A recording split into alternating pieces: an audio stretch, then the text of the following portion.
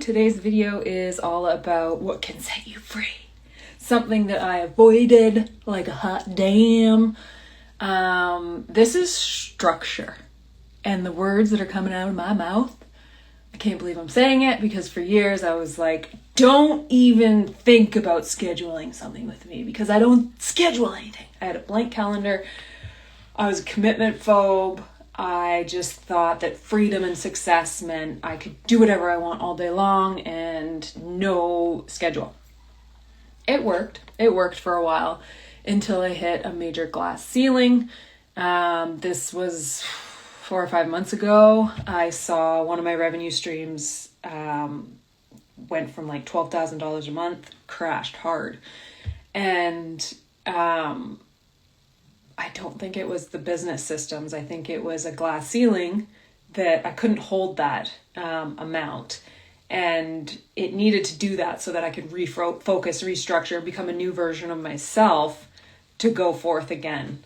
So what I'm coming to you with is structure. And this is something that I avoided. I thought I was avoiding it. The reason why I had the freedom is because I had set the structure up in my business to run without me. I had automations, I had everything set, I had the people in place, I still do.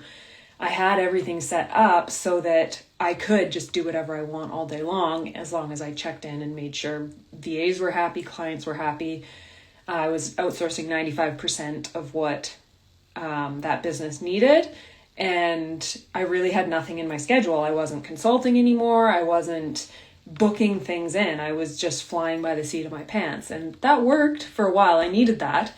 And then re-evaluating over the past few months, I realized that was a limiting belief that I had. And I was scared. I was living in fear against committing to things. So I rewired that, and a lot of the time when we hit a glass ceiling in business or life, let's talk business, it's quite likely not your systems, it's your personal growth. This goes way back. I mean, Jim Rohn and all sorts of people always talk about it. Tony Robbins, anyone who's successful talks about personal growth. So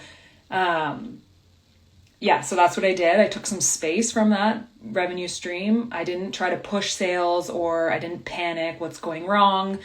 My $12,000 months are not happening. I didn't put the energy there. I took some space, and I took 4 months to become a different version of myself, basically, so that I can go forward again properly.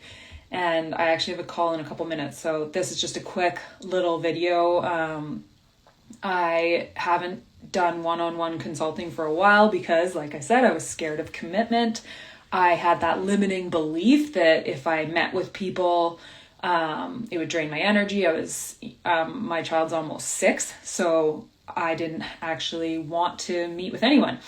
I was very protective, and all of this, I thought that I was just like living this beautiful life by choice. And then I'm realizing it was fear-based and scarcity, to be honest, which is wild because at the time I was just like romping around nudge by nudge, following my intuition, so thrilled with this freedom lifestyle I created, this business that was running itself.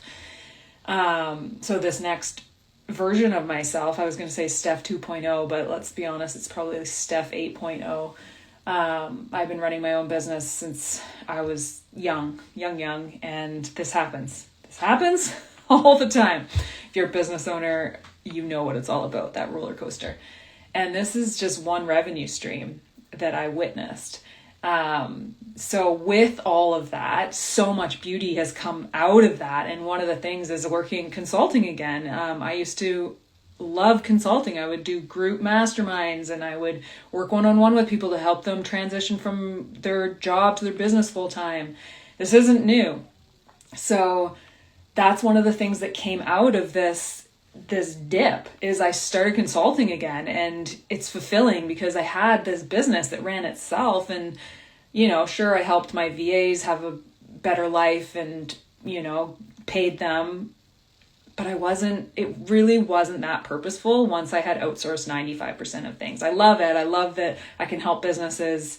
And it doesn't really rely on my energy, but I was seeking that purpose. So I got to actually go because I posted on LinkedIn, I'm looking for new opportunities, purposeful opportunities, because in the past, I always found my way by my network. And it wasn't long. I posted on LinkedIn, hey, looking for new opportunities.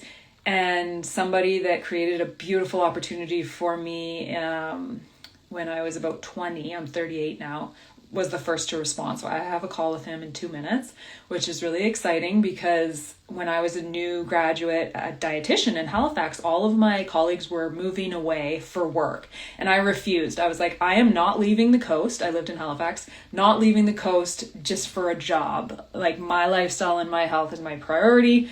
I refused. So what did I do? I got a job at the dingiest pub in town and made money, and then went around and I said, this is who I am. I want to work for your company. And he hired me. And I worked as a consulting dietitian in corporate wellness. I was on the radio within a week. And my business, my consulting business, and my network and my reputation skyrocketed, all because I refused to move for a business and apply to the hospitals or to a position. Oh my gosh, I gotta go. Okay, I'm going to continue this on. Clearly, it's a good topic for me. If you need help structuring your business, if you need help rewriting your money stories, your limiting beliefs, let's go. I've got half-day and 90-day journeys available.